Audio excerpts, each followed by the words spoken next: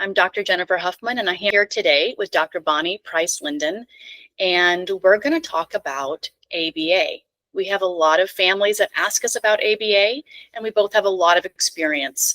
We are here to talk about why we do not recommend ABA.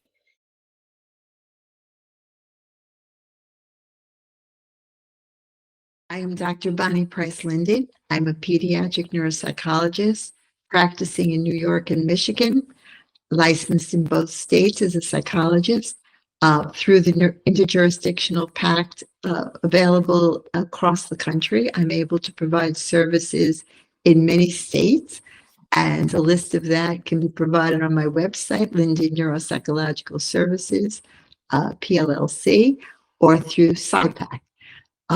I mainly focus on working with children who are, to some degree or another, autistic and are having a very difficult time. And so I will see them as young as 8 months old, 13 months old. And now I do accept children up until 16, 17. I am recently appointed by the Detroit Medical Center, Children's Hospital, as an allied professional. And it is my hope that through that vehicle, I can provide services to a larger population of children who have not received services to date. Hi, I'm Dr. Jennifer Emig Huffman. I am a fellowship trained and board certified pediatric neuropsychologist and fellowship trained adult and geriatric neuropsychologist. I am a neurodivergent neuropsychologist myself, and I am really in practice to help other neurodivergent individuals. I do so in my private practice, as well as collaborate with Birch Price, and I'm excited to be sharing some social media resources and some paid presentations and consultations regarding our work for neurodivergent individuals in the workforce with Dr. Bonnie Price Linden.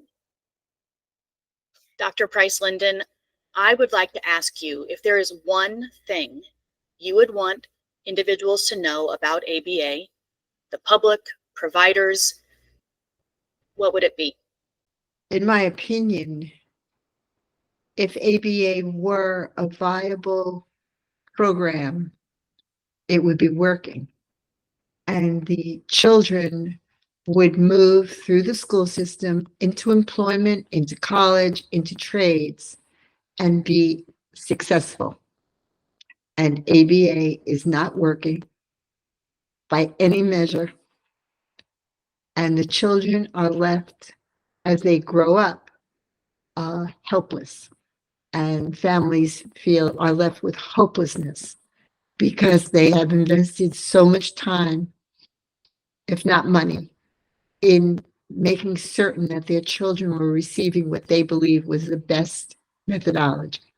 Thank you. I want to add, in our conversations together, we both believe that what success is authentic to that person.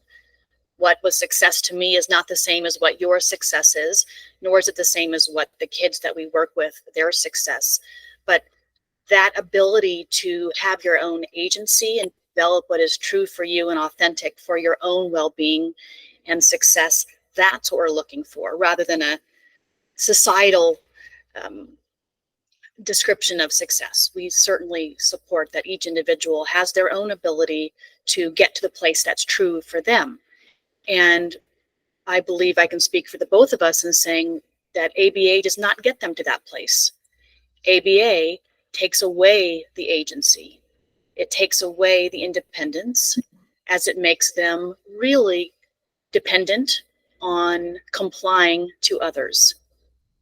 So the role of ABA, applied behavioral analysis, is other control. So that is my first massive objection to the role of ABA. The second problem is that the difficulty in neurodiversity is the ability to process incoming information in a speedy enough way, and then to be able to take those thoughts and be able to express them. And we know that in neurodiversity, that is one of the biggest problems. It is the managing of information. Well, if the information has been managed by another person and the person who they're managing does not learn how to manage that behavior, then I'm very unclear what the goal of ABA is other than to control the behavior of the child. So those are the two issues. Third, we know with neurodiversity that it's working memory, how well the child can hold on to information. Well, if the child is not able to take the information in a reliable manner and is not able to express the information in a reliable manner, meaning that they always can control it, how can there be working memory? How can the working memory evolve? So many of the children that I work with have working memory or memory ability in very low levels, even when they're much older. And so they have not been taught how to process or receive or process information. And finally, applied behavioral analysis always had the problem of not being usable in other areas because they did not learn how to manage it themselves. So it's what's called, it can't generalize. And there is absolutely no research that supports that this is a viable method for treating your child. And yet, the pressure on parents, I would say this is number 5, the pressure on parents to give in, to go along with ABA, both from the schools, from the medical community, etc., has been enormous, creating a lot of fear in parents that if they don't comply, their children are doomed. I would beg to differ with them. It's more doomed that you have a greater likelihood of being doomed if you follow that method. So the AMA now has reconsidered. I think there is an investigation presently in Washington looking at exactly those issues. And I stand firm that I do not recommend ABA for any child. In understanding ABA, one must consider the emphasis on other directedness as opposed to self-directedness. And this means that either you're looking to control the behavior of the child exclusively, or you're looking to assist the child to be able to process information, which is what we call executive functioning. And that has to do with taking in information, holding on to it in working memory, and then being able to express it. And in the situation of neurodiversity, though, that is the critical difficulty, the speed in which people can respond and the ability to hold on to information. Again, the overview of that is executive functioning, and ABA does not address it in any way whatsoever. I would agree with you, and I actually would believe that beyond not addressing it, it actually can be harmful to executive functioning. Fundamentally, executive functioning should be developing of problem-solving, decision-making capacity, self-regulation. When somebody outside of oneself is directing and controlling that based on their perceived behavioral control, it doesn't allow for the development of executive functioning. And you and I both share another area of interest beyond getting the word out about our anti-ABA stance, and that is individuals getting into the workforce. Neurodivergent individuals have wide variability of interests and abilities that are authentic to them, and many of those things depend on executive functioning. So when ABA is not only not addressing it, but potentially being harmful to executive functioning, we have a primary area that's actually creating an obstacle to others having long-term success, to whatever that success means to them. I agree. What is currently happening in Washington, and what is your involvement at this time in relationship to ABA? So the National Academies of Science, Engineering, and Medicine, I may be saying that backward, are at the direction of Congress, are evaluating the benefit of ABA following a multi-year study that for the Department of Defense that showed that ABA had no value. And because of the individuals who are involved in supporting ABA, and the amount of continued pressure that they put on Congress, Congress agreed to create an additional evaluation system of ABA. And I did actually speak at the public hearing and now have spoken to them about creating at minimal a national study on the best treatment plans for a neurodiverse population. But in the meantime, this investigation is a multi-year investigation, and they're looking at all the different persons who are involved presently in providing ABA and trying to find if there's any research at all that supports continuing that model for the Department of Defense, which in effect would translate into the general population. The American Medical Association has, while not disclaiming ABA at this point, is close to it. So we know there really is no benefit, and yet it is the only structured method that the schools can rely on for treatment. Well, given that it has no benefit and the schools have no other structured method, and what I'm describing is clearly not structured. Clearly, there is no cookie cutter. This is the quandary that is presently under investigation, because you are talking about hiring someone like myself or Dr. Huffman is costly. Mm-hmm. It's a concierge type of thing. Your child has to be evaluated and determine what they need, not what the Board of Ed thinks they need, or the Department of Defense. And so conflict, and that is what is going on presently.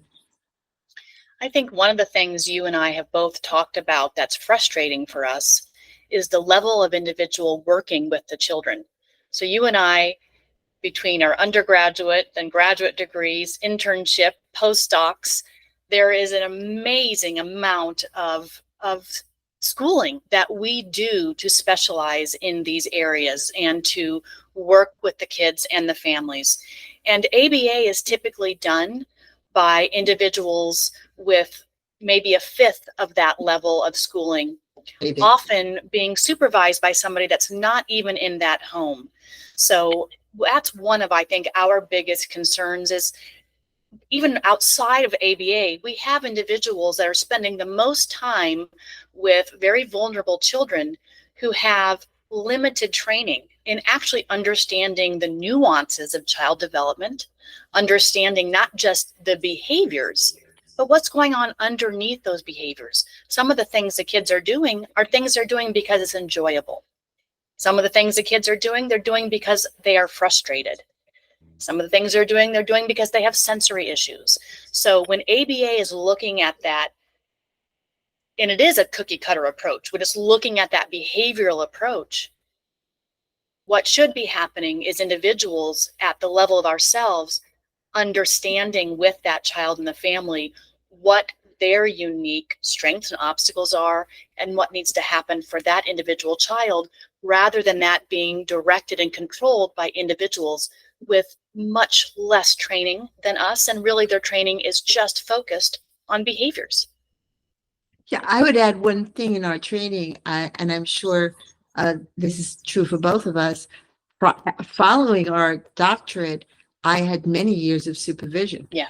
So supervision did not end when I became a licensed psychologist. Yeah. It has gone on way into the future. And in addition, I served as president of the neuropsych division for New York State Psych Association, and in that capacity, did a major event with Columbia University on the adolescent brain. My work has been formidable and published. And so you are dealing with a very different level of person when you get into working with a neuropsychologist, a pediatric neuropsychologist of a level of experience. And I'm sure Dr. Huffman would equal my experience. So I think this is the big issue. Where do we go from here? Because again, there is a cost factor. When you bring on someone like us, we are at a different level, different caliber, and families I find have a hard time with the financing because this is not an insurance-based practice. It's a insurance is taken, but it's not an insurance-based practice. So I think that's the reality of our concern. So in order to bring on what I consider cheap labor, which is basically what has happened. And you don't want to bring on these top level people who are capable of assessing your child on that level and creating a long term uh, uh, treatment, or I don't even know the word treatment, but certainly rehabilitation methodology. It's costly. And therein lies the conflict in the industry. I think that is why we are now in our next chat are going to be talking about our role in helping corporate America and the schools to adjust to, well, what will be, what can we expect? So from my perspective, I think we have set a full enough evaluation of ABA. What do you think, Dr. Huffman? I think so too. I just want to thank you though, Bonnie, because many times when individuals hear about somebody that's opposed to ABA, they may be an autistic individual themselves, maybe a neurodivergent psychologist, or it could be somebody that has experienced other more positive venues. But to have you come on and say that this is something that you oppose, I think is really powerful.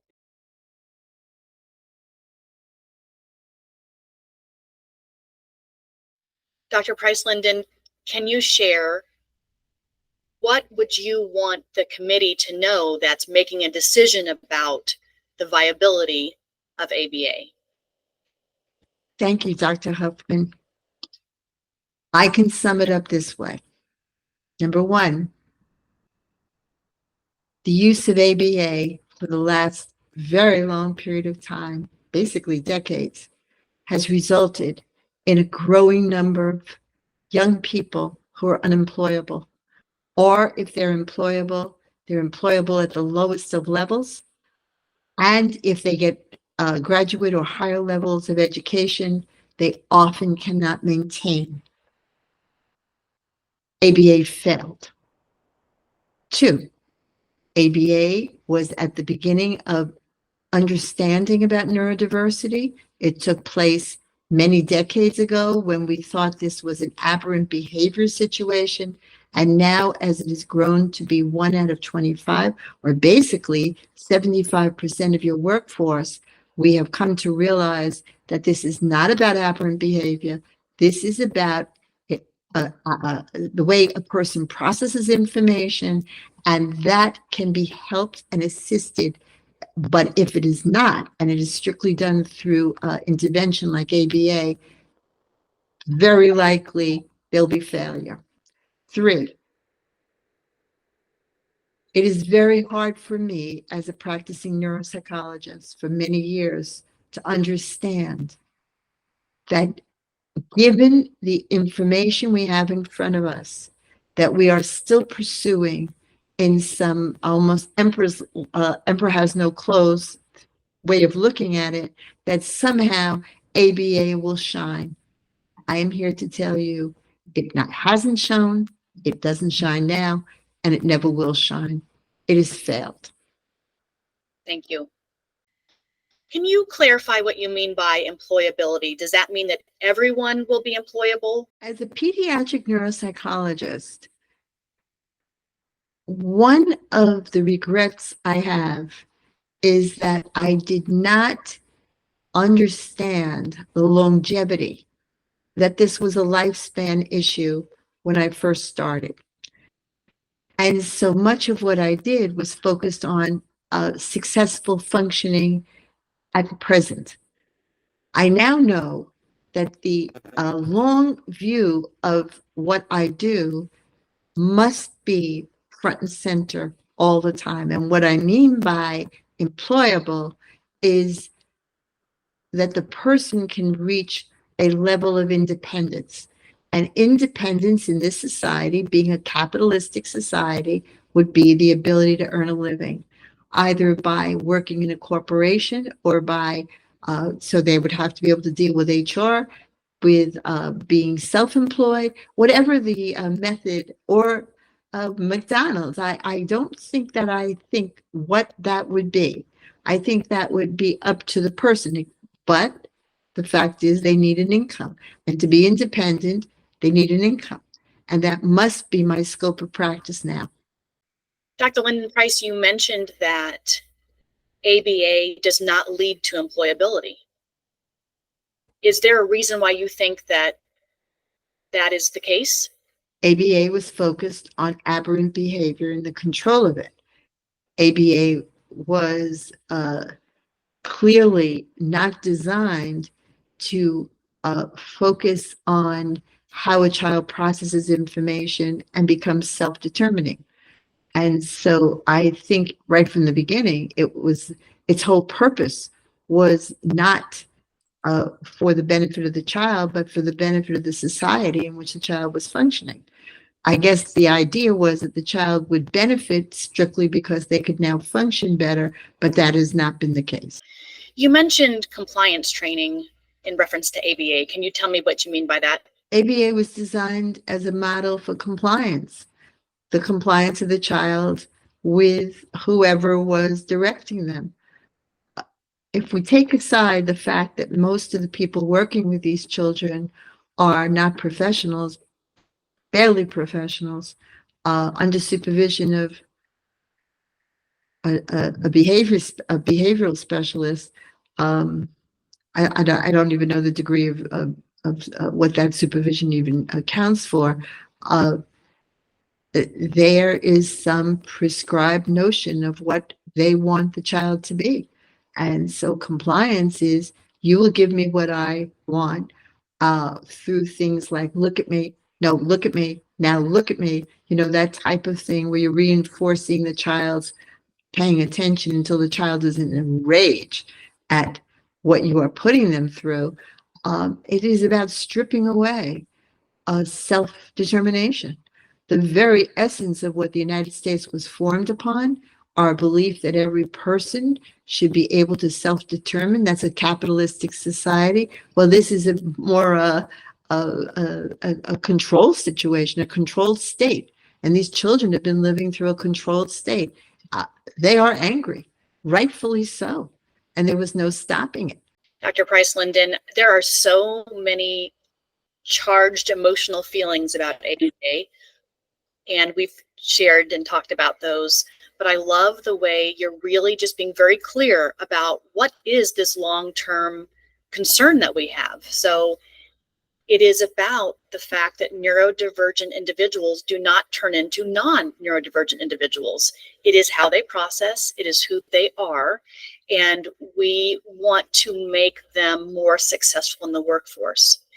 And that may be changing at all different levels of their developmental timeline. But fundamentally, it's going to mean making differences in the educational setting and in the occupational setting. And that is where we're going to be leading the next conversation. Or what are those changes? How do we do that? How do we make individuals have better chances at launching toward independence? And again, whatever that independence means to them. I agree.